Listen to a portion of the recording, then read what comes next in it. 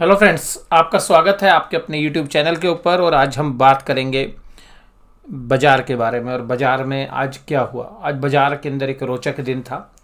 बाज़ार काफ़ी वोलेटाइल रहे और करीबन सारी वोलेटिलिटी को झेलते हुए बाज़ार करीबन 2 बजे तक बहुत ही जो है अच्छे से काम कर रहे थे। और स्पेशली बैंक निफ्टी अब काफ़ी मजबूत था और बैंक निफ्टी अपने रेजिस्टेंस को भी एक बार पार करके जो है ऊपर की तरफ खड़ा हो गया था। और ऐसा लग रहा था कि शायद आज बैंक निफ्टी जो है इसी तरीके से क्लोज होगा। लेकिन लास्ट के 1 से 1.5 घंटे के अंदर एक ज़बरदस्त सेल ऑफ जो है बाज़ार के अंदर हुआ, और जिसकी बदौलत आपको निफ्टी 50 के अंदर एक अच्छी गिरावट तो मैं नहीं कहूँगा, लेकिन ऊपरी लेवल से करीबन 250 पॉइंट के आसपास नीचे गिर कर बंद हुआ। सुबह एक वोलेटिलिटी वाला सेशन रहा। सुबह के 1 से 1.5 घंटे के अंदर बाजार ऊपर नीचे हुए, लेकिन कुल मिलाकर दिन भर जो है तेजी के मूड में थे।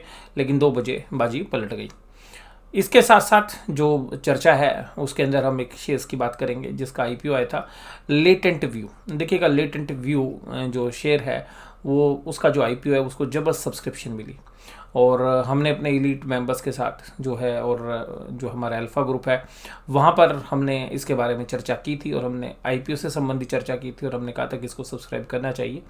इसके अलावा जब इसकी लिस्टिंग थी तो लिस्टिंग से पहले भी हमने यही बात बोली थी कि जो है ये शेयर्स जो है अच्छा कर सकता है। और आज उसमें 20% का सर्किट था और कल भी 480 रुपये और 500 रुपये के बीच में जो है काफ़ी ज़बरदस्त जो है एक्यूमुलेशन उसके अंदर हुआ था। तो हमारी जो 480 रुपये के आसपास जो है ये राय थी कि इसके अंदर एक अच्छी तेज़ी हो सकती है।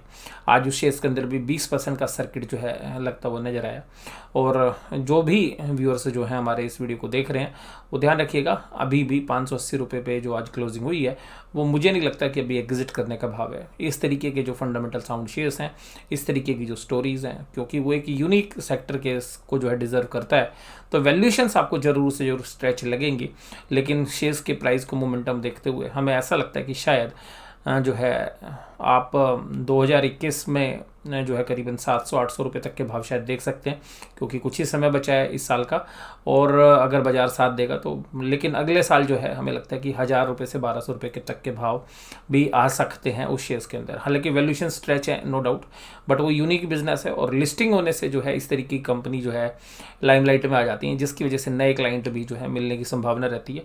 और आगे का जो फ्यूचर जिस तरीके के बिजनेसेस का दिखता है उस तरीके के बिजनेस सेगमेंट के अंदर वो कंपनी काम करती है, और अकेली ऐसी कंपनी है जो स्पेशलाइज्ड इस तरीके के यूनिक वर्क के अंदर है। तो लेटेंट व्यू के ऊपर अभी भी हमारा जो है पॉजिटिव व्यू है, और आज की 20% की तेजी के बाद भी।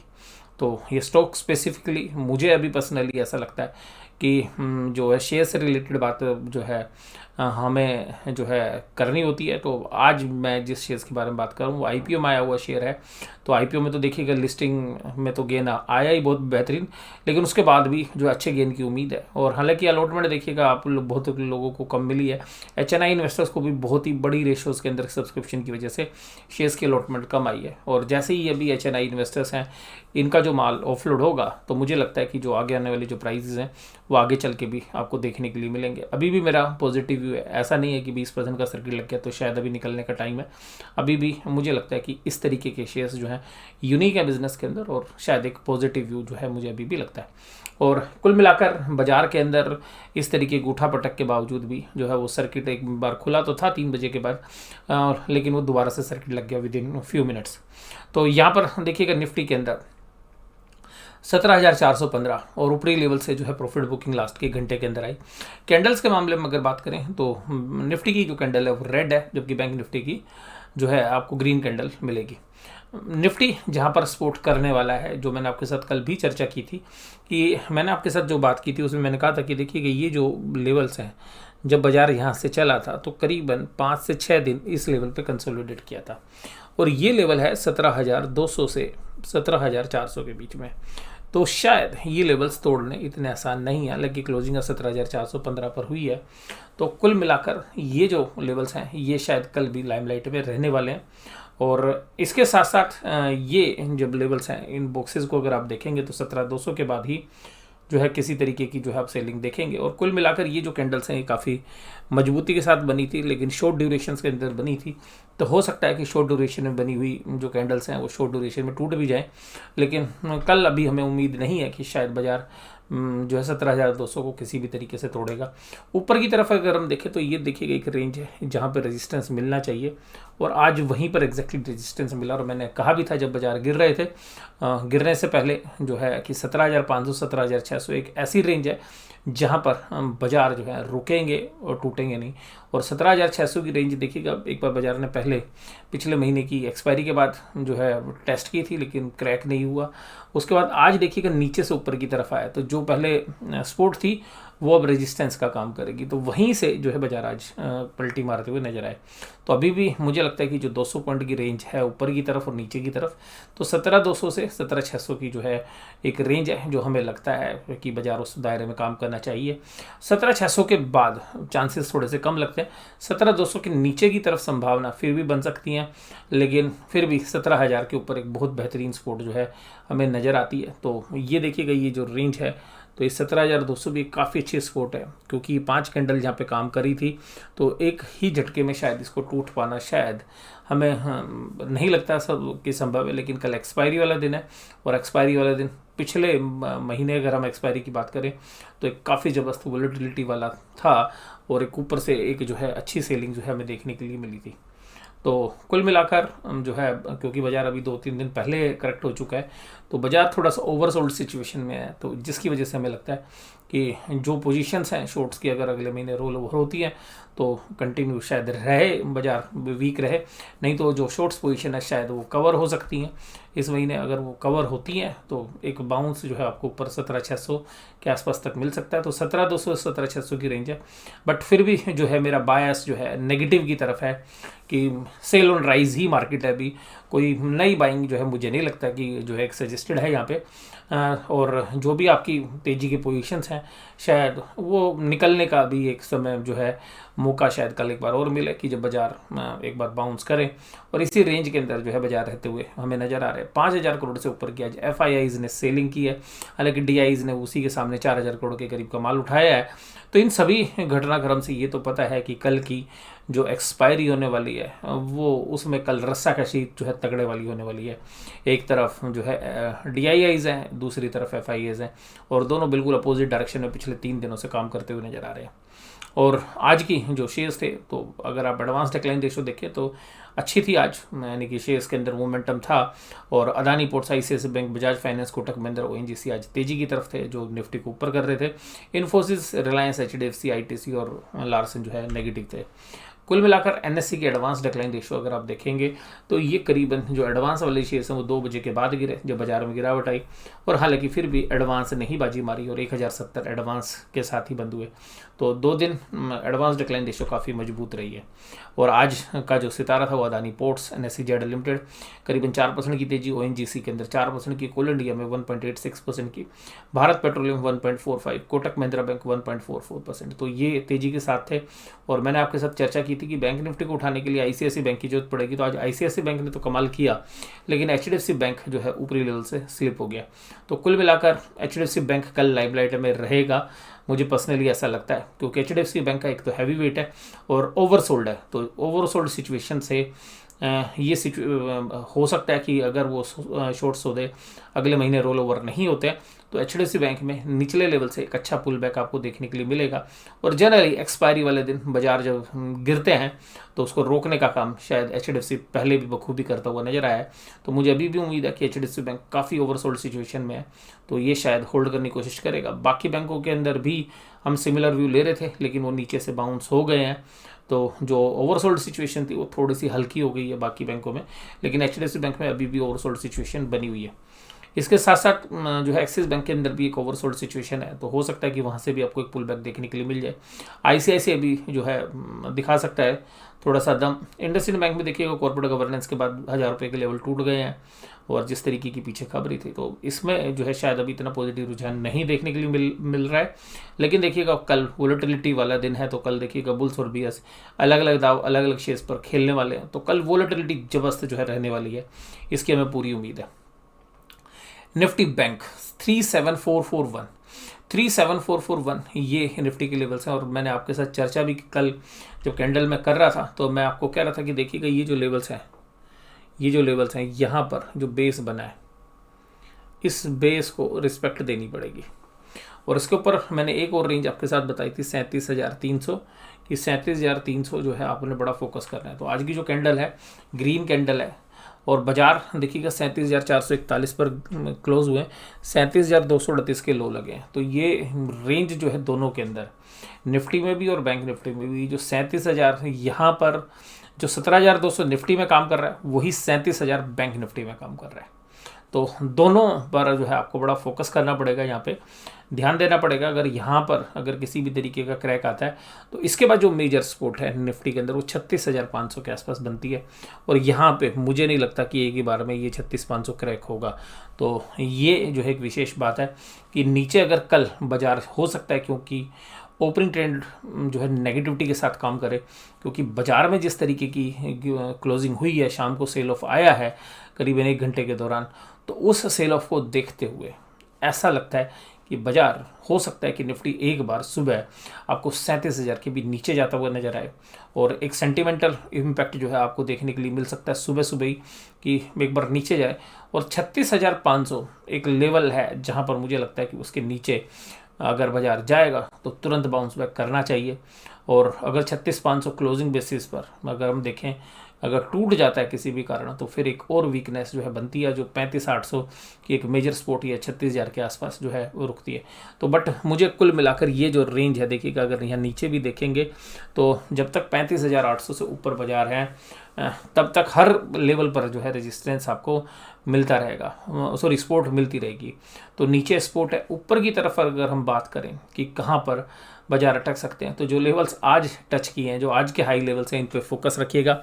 आज का हाई लेवल है 37,891। हालांकि मैं 37,800 तक ही उम्मीद कर रहा था आज भी कि वहाँ पे रेजिस्टेंस मिल जाएगा, लेकिन देखिएगा क्योंकि वोलेटिलिटी वाले दिन है, एफएनओ की एक्सपायरी या सेटलमेंट के आसपास के दिन है, तो थोड़ा सा और जो है बाजार ऊपर की तरफ गए। लेकिन वहाँ पे सिमिलरली जैसा हम उम्मीद कर रहे थे कि रेजिस्टेंस आएगा, वो रेजिस्टेंस आया भी। तो बायस अभी भी मेरा बैंक निफ्टी में नेगेटिव ही है और सेल ऑन राइज की ही मार्केट है। जैसे ही बाजार बढ़े तो शायद सेल ऑन राइज ही बेहतर स्ट्रेटेजी जो है होगी।